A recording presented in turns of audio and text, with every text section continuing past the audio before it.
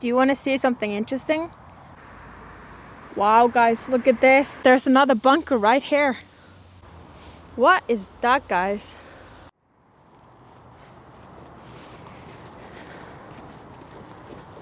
Hi guys, and welcome to my channel.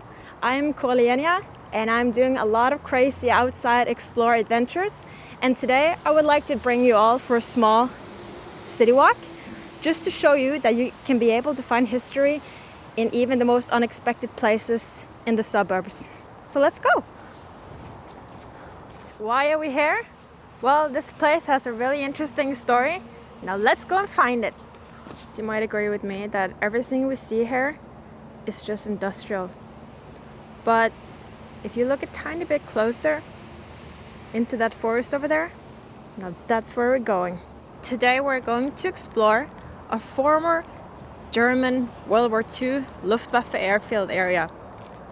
It was of high importance for the Germans to build a large airfield here, and this to be able to send aircrafts from here, with the actual main goal of being able to bomb the British mainland. The Germans started their building here in 1940 and continued even into 1945. At this location, the Germans built up more than 150 structures like barracks, bunkers, radars, hangars, storages, communication equipment, airfields, fuel storage, and tons of different needed infrastructures.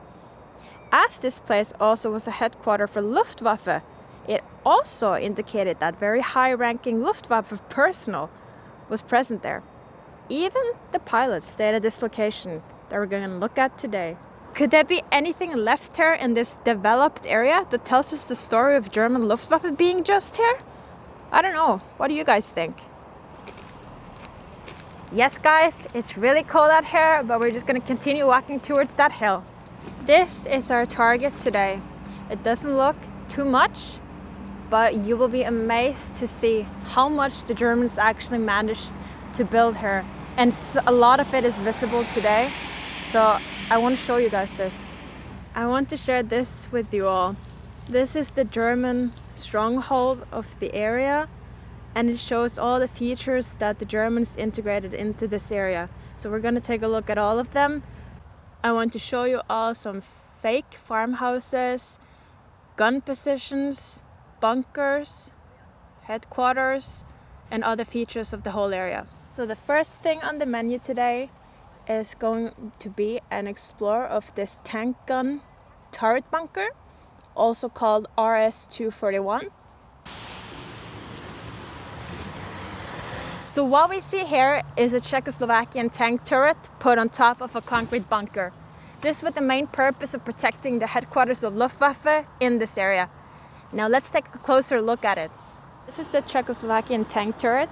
On top here you will see a hatch where the crew could enter and exit the tank turret. And here you have an observation point, which usually had a layer of glass outside of it. On the left side here we have a mounting here, which was the main cannon. And on the other part here you could actually also have a different type of gun attached to it. It's made in quite solid steel, and it really helped to protect the whole area. We're now going to get on top of this hill, and let me show you a cool feature that lies in this area. These are foxholes, fighting positions made by the Germans in this area. Here you can see a machine gun position that is still here. Even some of the communication cables are still here. Look at this. This is the actual cable. And what you can see here is one of the attachment points for the communication cables that we just saw. As you can see on the photo here, these fake farmhouses were actually located in this area over here. And before, I have a photo for you that I can show. Look at this photo here. The bunkers and the barracks were camouflaged as these farmhouses. Now let's walk into the forest and see if we can actually find some German artifacts from these locations that we just went through. In this area it is possible to scratch the surface and be able to find artifacts like this. We found a live cartridge like this, which is a K98 rifle, or more known as a German MG34 or MG42 machine gun caliber, approximately 7.92 millimeters. Well, it's important to take breaks during your hikes, no matter how big or small, because the problem where I am right now, it's really cold today. So make sure, no matter where you are in the cold, don't let your adventures take an overhand over you. You have to prioritize food, drink, small breaks, because this is how you will do it better after those times. This is a brick, probably from some of the barracks that used to be in the area, and probably around here you can also see one of the artifacts from the area, which is a spent round from the K98 rifle. Let's continue our small tour towards the top of the hill, where we're gonna find 4 gun positions consisting of both 20 millimeter flak gun positions and 88 millimeter. Yeah, sometimes, guys, you just have to improvise and take some shortcuts just to avoid going the more longer routes. But if you're experienced and you know what you're doing, you can just go for it. Now, this area behind me now is the top of the hill, but for an untrained eye, you might not be able to find the secrets of the past here. So let me show you how to find these spots. This is how the 20 millimeter anti-aircraft gun looked like before. And it was positioned specifically right here in this area in front of us. And this is just to show you guys that it's possible to find traces of history with some good research. Let's continue our walk to find the second one of those 20 millimeter positions. Do you want to see something interesting? You see this rock here? It is still here. The big rock is still here. And that's what I like about history today. You can still find traces of it right here, right now. I don't know about you, but sometimes I just like to shut down everything, be quiet, and listen to my surroundings. Do you sometimes just go places and lay down, just inspecting your sounds and feels of your environment? I like to do so.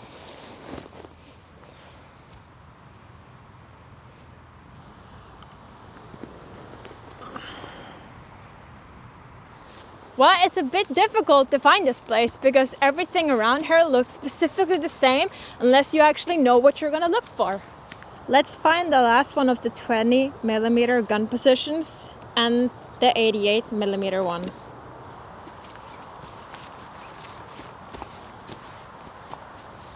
This is the area for the last ones of those 20 millimeter gunshot points, but something even more interesting is this spot here, belonging to the 80 millimeter gunshot spot.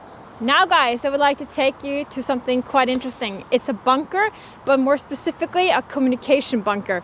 So let's go. This is one of the last standing bunkers in this Luftwaffe headquarters. It's a Regelbau 668 bunker, and it was primarily a communication bunker. And you can barely see the bunker right here near the arrow. Here you can see the curved outside facade of the bunker, primarily with the function of deflecting bombs. Here, guys, you can see the entrance of this bunker. Really thick walls, probably 1.5 meters. We're getting a bit more into the entrance area here, which you can see the big bunker doors that was used to shut the whole bunker down. And on the left side here, you can see wires for power supply, vent shacks, even a lot of spider webs and spiders. Here you see one of the inner doors with a small glass window in the middle, and these doors usually used to be gas-proofed. This is the room where the communication crew worked, and in here you can find everything from communication equipment, cables, wires.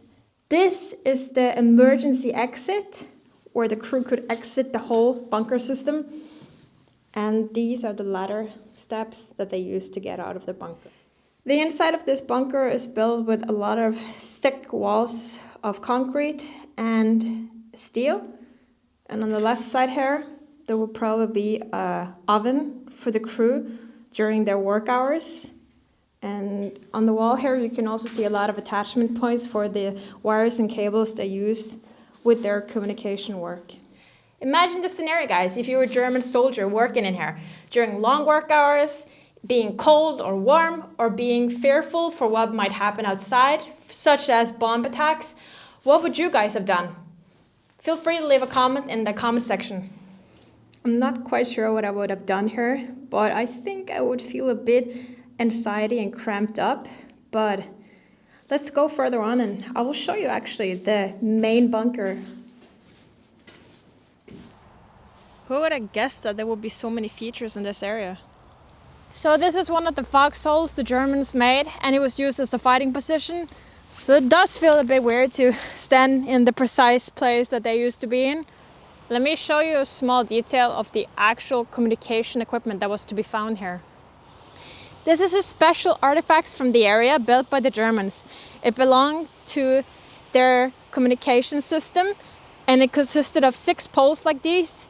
Each pole were 18 meters, having attachment points on each side for the Germans to climb up and down to fix either their antennas or radio system. So it's interesting to see that it's still here today.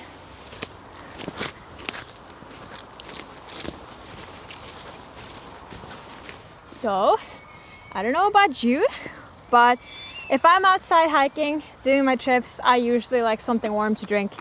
Doesn't matter what it is, coffee or tea, but I need some heat. So what are some of your favorite drinks to drink outside during explores? As you can see here also, in the center of the photo, you will be able to see a different tank turret gun bunker. And this is the one that is specifically here. Sadly enough, the top part of it is gone, but if we're lucky, we might be able to go inside it. See here guys, it is actually possible to enter the bunker from here. In the front here, you can be able to see the actual gun point. To the left here, we have an ammunition storage point. Let's see if we can take a bit closer look. We just have to climb a bit to get in here and squeeze ourselves in. This is this ammunition storage room. The actual gunshot point. And 3 people were able to operate in this small room. So far, you can see how complex the infrastructures in these places were. But it's also important for me to notify and remind you that these places were built by the Germans everywhere in Europe. So think about how much work effort they actually had to put in making these small places in a lot of different other locations. Now we're going to have a look at something that is not too visible seen in this area. And it's the headquarters main bunker. So I also want to share with you one specific photo. Let me show you guys something interesting. This here is the Luftwaffe headquarters bunker. The thickness of the walls are 3 meters and the roof 3.5 meters. But look at this. Wouldn't you guys think that it would be possible, as a result of the terrain here, that the bunker could be here? This, guys, is a photo, very special photo of high-ranked Luftwaffe officers in front of this bunker. Look at the windows here and look at the thickness of it. And then the picture above here, you can actually see the bunker located right here. Do you all see the barracks here? These barracks were right here where the trees are standing now.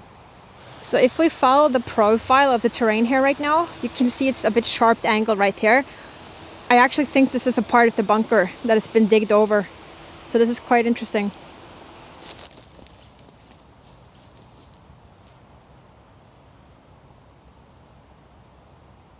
So hi guys, we're at the end of our small World War II history hike today.